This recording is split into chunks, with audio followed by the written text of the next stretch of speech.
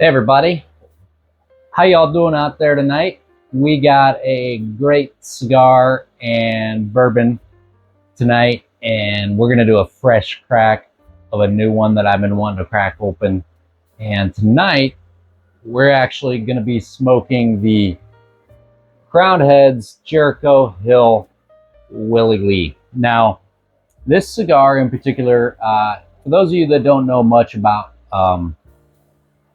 Crowned Heads, they are kind of music buffs. That's kind of how they sort of go with their cigars, naming them. And the one cool thing for you country fans out there, you've probably heard of Jericho Hill, right?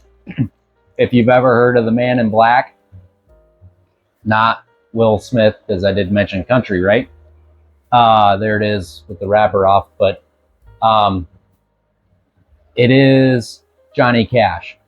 And they kind of went off as Folsom Blues, and whenever he was there in the jail, and kind of went off that. This is the Willie Lee. They have a few different versions that they go off of, but this one here is a San Andreas wrapper, and you guys know me, I like that darker stuff. It is a full-bodied cigar, and I'll put everything kind of right here so you guys can see what it's all about. But this guy is chock full of Nicaraguan binders, fillers. It was manufactured down in Nicaragua. So Jericho Hill, like I mentioned, is made by Crowned Heads. And I'm a big Crowned Head fan. The La Carême is a very good cigar. The Mil Diaz is a great cigar as well. So I have never had a Jericho Hill. This to me is probably going to be the most full-bodied out of all of them. It is a fuller strength cigar as well. I did just eat, so you guys can kind of keep an eye on that. But I didn't do a lot of research on as far as the tasting notes and whatnot, so I'll give you my first initial honest impression right off the bat there. So let's go ahead and get into it. Nice cold draw, some pepper, a little bit of maybe chili powder. I'm not sure about that one. I'm not a big fan of chili powder. I don't eat chili. Just something in chili powder is not my thing. But yeah, smooth, easy draw. So let's go ahead and burn this sucker up. Maybe. So while I'm lighting this thing, you guys can let me know, have you ever had a Jericho Hill? Or have you ever really even had many Crowned Heads? I know they're not a huge company out there. What do you guys think of them?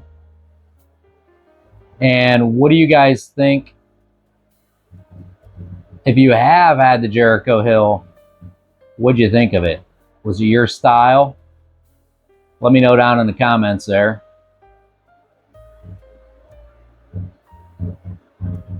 Also, if you guys are enjoying the pairings videos, let me know that as well. Also, if you guys are enjoying the pairing videos, let me know that as well. Nice cherry red. Down in the lounge tonight, it's about 35 degrees outside.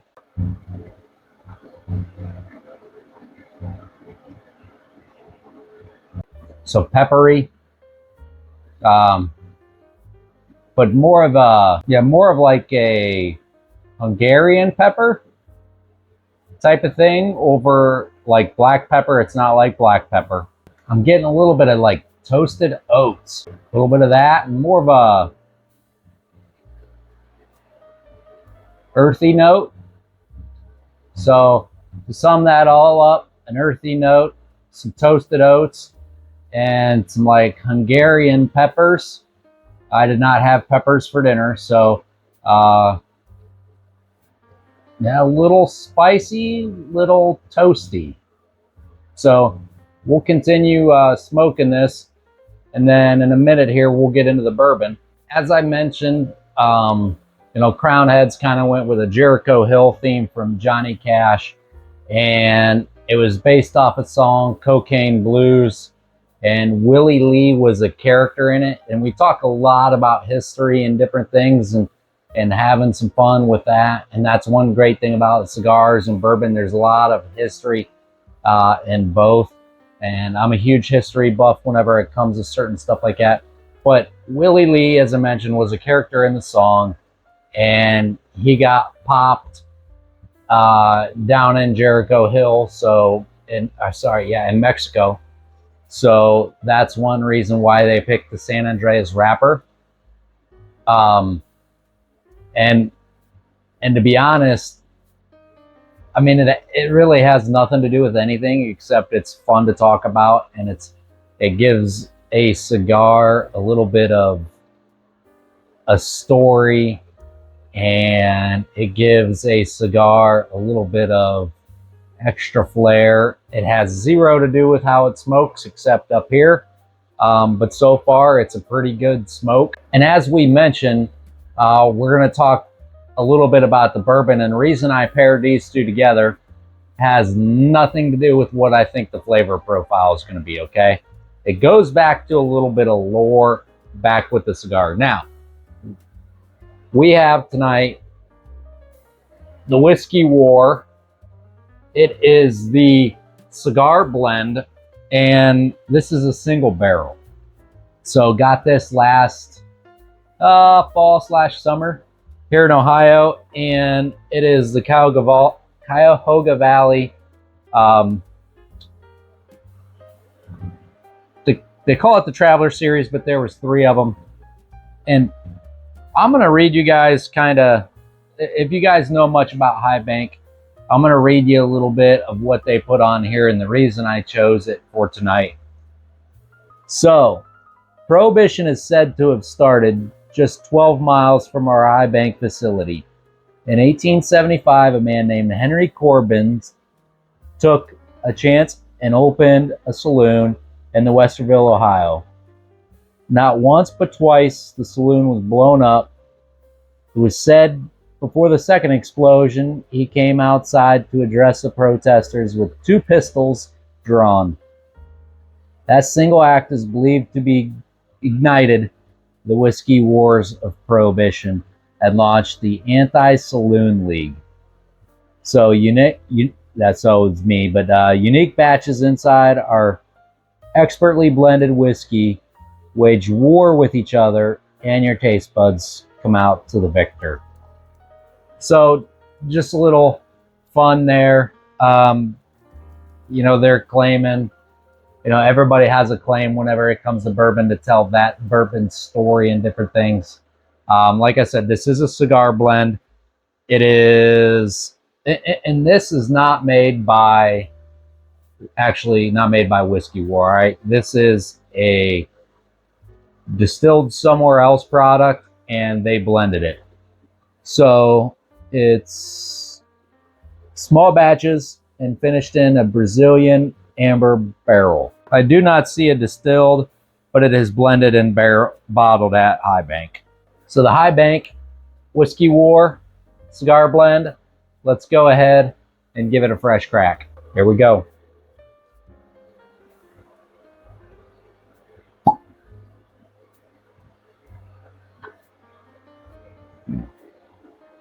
Nice crack we got there. Ooh, you can smell the cinnamon. All right. And just so you guys know, I can read pretty good, and you're not going to be able to see it. Look how small that writing is, and it's dark back here, and the older I get, the worse my eyes get. I'm already half blind, so, you know, there's that. I'm half deaf, too. I'm really deaf if you ask my wife. Any of you married guys out there will understand that 100%. Yeah, so right away, this is like, this is going to be heavy Amberana. And it's like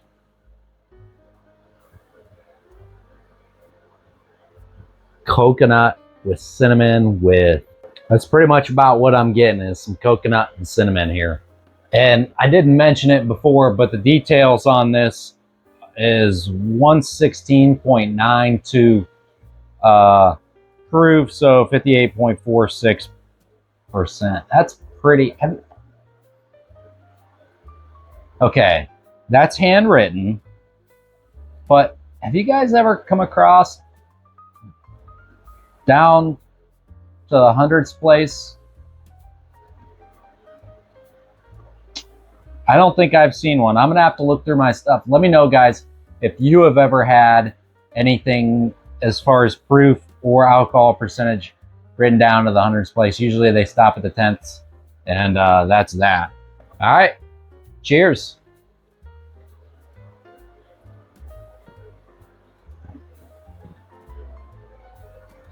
Yeah, it's pretty heavy. Lot of cinnamon spice. My wife loves those Christmas candles, and I'm getting a lot of Christmas candle right there. A lot of Christmas spice, the allspice, the nutmeg, the cinnamon. The coconut I am not picking out. Coconut is not there. This is a spicy combo, right? We are smoking the Jericho Hill. And with the spicy, peppery, but like real peppers, not black pepper or white pepper, and all the cinnamon, nutmeg, and everything we're getting, I would honestly call this a Christmas bourbon. I mean, it's not quite Fireball or anything like that, but the cinnamon is very heavy in this single barrel, and it doesn't have a hug, okay, but there's a lot of spice on the tongue. And with the cigar, the toasted oat, so it would remind me, without, I don't know, there might be a hint of dark chocolate in there, and it's kind of reminding me of like a no-bake cookie. You get the oats, little hint of chocolate, not that heavy on the chocolate though, around Christmas time when you got the Christmas candles lit. So that's really what it's reminding me of. I mean, it's a great pairing. There's spice in the mouth though. You know, you definitely have that. That is a pretty tasty combo, guys. There are some pairings that I have that one overpowers another or that type of thing, but I think I nailed it on this one. So if you guys have a chance, the Whiskey War with the Jericho Hill, pretty good. And I'll let you know as we get further down the road, more what my thoughts are, see if the cigar changes with the bourbon at all. If you guys are enjoying the content, do me a favor, like the video, subscribe to the channel. And for every new subscriber, we're donating 2 cents to Tunnel to Towers. And we're trying to raise a lot of money. This year is the 25th anniversary for September 11th. And for those of you, we also have, if you're willing to support the channel a little bit more, we do have Patreon memberships and YouTube memberships. And for every new member, we will send you out a Bourbon and Burns custom sticker. So keep that in mind. You will have to let me know what your email address is. So email me what your address is, sorry, because YouTube doesn't give me any of that information so that I can get that out to you. But if you guys are enjoying the content or you want to see something a little bit different, please let me know down in the comments what you think. As far as this cigar goes, we are into the final third. And I mean, it's been a really good cigar, guys. So typically, whenever we talk about bourbon and cigars on the channel, we talk about value a lot of times. And the value for this is you can get it from about $9 to probably 13 bucks, maybe a little bit cheaper if you watch it for some places on sale. But this Crown Heads is probably, or this cigar is probably the best Crown Heads I've had yet. And it's more my style. The La Carême I really enjoy for a little bit lighter smoke and a creamier type of thing.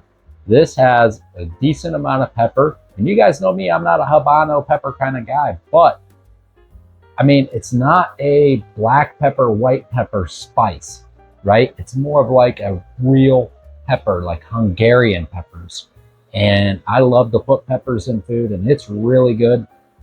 The other thing is, with this Whiskey War here that we've been drinking, it pairs, it's a great pairing, because what you end up getting is the spice from the cigar, and you also get that Christmas spice from the, bourbon. And sometimes whenever you're pairing different things, the two can compete. And whenever I first started, I thought that they might compete. And you guys can tell the cigar is, I mean, it's burning perfect too. And that's one thing that I also hate, that a cigar might not burn correct or something like that. So it can, kind of tamper that experience a little bit. But that has not been the case tonight. And the best thing that I can say about this pairing is that they complement each other. It's not like you have a, two fighting flavors. They go very well together. Not only that, but the cost on the bottle was, I think, $100, so it's a little bit pricey. So it's a single barrel from a more craft distillery, so you're going to expect to pay more. Is it always better juice? No, but this is really good. Would I drink it every day? No. All right. However, once in a while and with the right cigar, it is phenomenal. Okay. But there's a little bit too much of that cinnamon, nutmeg, Christmas spice for me to drink every day. But with this cigar, I could smoke every day. All right. Especially at the price point, where I'm sure if you paid attention online, you could probably get a 5-pack for like $35-40 or something of that nature. So it has been really good. And that's just my 2 cents. I hope y'all have a great day, and hope to see you out there on the Bourbon and Cigar Trail. Cheers.